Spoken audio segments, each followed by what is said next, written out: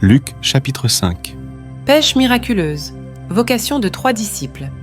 Comme Jésus se trouvait auprès du lac de Génézareth et que la foule se pressait autour de lui pour entendre la parole de Dieu, il vit au bord du lac 2 barques, d'où les pêcheurs étaient descendus pour laver leurs filets. Il monta dans l'une de ces barques, qui était à Simon, et il le pria de s'éloigner un peu de terre. Puis il s'assit, et de la barque il enseignait la foule. Lorsqu'il eut cessé de parler, il dit à Simon : « Avance en pleine eau, et jetez vos filets pour pêcher. » Simon lui répondit : « Maître, nous avons travaillé toute la nuit sans rien prendre. Mais, sur ta parole, je jetterai le filet. » L'ayant jeté, ils prirent une grande quantité de poissons, et leur filet se rompait. Ils firent signe à leurs compagnons qui étaient dans l'autre barque de venir les aider. Ils vinrent, et ils remplirent les 2 barques, au point qu'elles enfonçaient. Quand il vit cela, Simon-Pierre tomba aux genoux de Jésus et dit : « Seigneur, retire-toi de moi, parce que je suis un homme pécheur. » Car l'épouvante l'avait saisi, lui et tous ceux qui étaient avec lui, à cause de la pêche qu'ils avaient faite. Il en était de même de Jacques et de Jean, fils de Zébédée, les associés de Simon. Alors Jésus dit à Simon : « Ne crains point, désormais tu seras pêcheur d'hommes. » Et, ayant ramené les barques à terre, ils laissèrent tout et le suivirent. Guérison d'un lépreux et d'un paralytique. Jésus était dans une des villes, et voici, un homme couvert de lèpre, l'ayant vu, tomba sur sa face et lui fit cette prière : « Seigneur, si tu le veux, tu peux me rendre pur. » Jésus étendit la main, le toucha et dit : « Je le veux, sois pur. » Aussitôt la lèpre le quitta. Puis il lui ordonna de n'en parler à personne. « Mais, dit-il, va te montrer au sacrificateur et offre pour ta purification ce que Moïse a prescrit, afin que cela leur serve de témoignage. » Sa renommée se répandait de plus en plus, et les gens venaient en foule pour l'entendre et pour être guéris de leur maladie. Et lui, il se retirait dans les déserts et priait. Un jour, Jésus enseignait.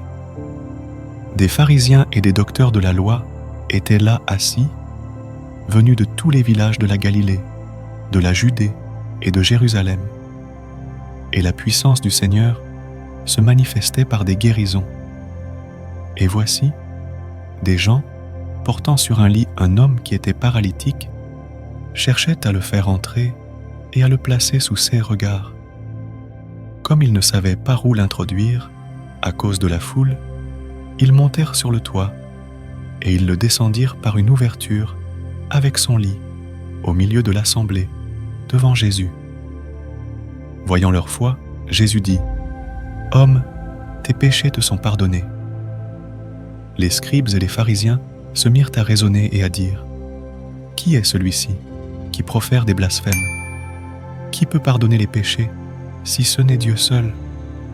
Jésus, connaissant leurs pensées, prit la parole et leur dit : « Quelle pensée avez-vous dans vos cœurs ? Lequel est le plus aisé de dire : tes péchés te sont pardonnés, ou de dire : lève-toi et marche ?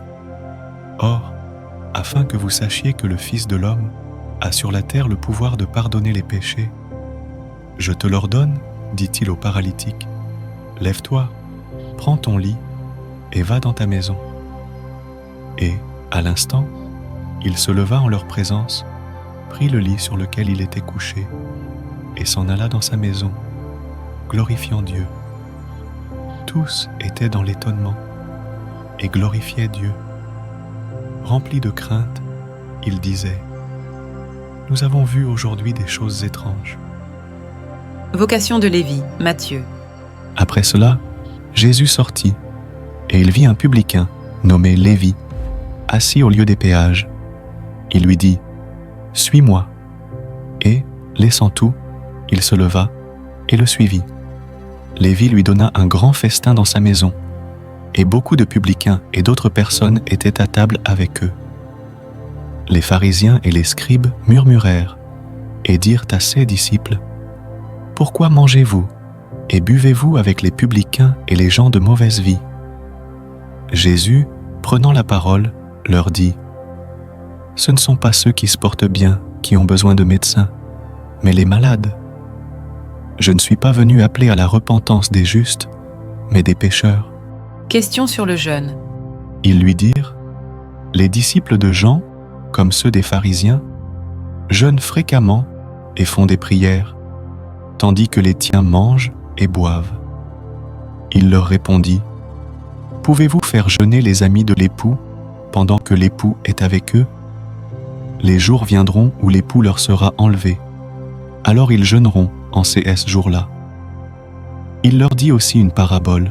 « Personne ne déchire d'un habit neuf un morceau pour le mettre à un vieil habit, car il déchire l'habit neuf, et le morceau qu'il en a pris n'est pas assorti au vieux. Et personne ne met du vin nouveau dans de vieilles outres.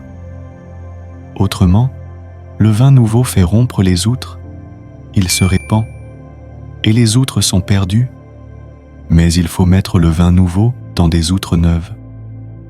Et personne, après avoir bu du vin vieux, ne veut du nouveau, car il dit : le vieux est bon.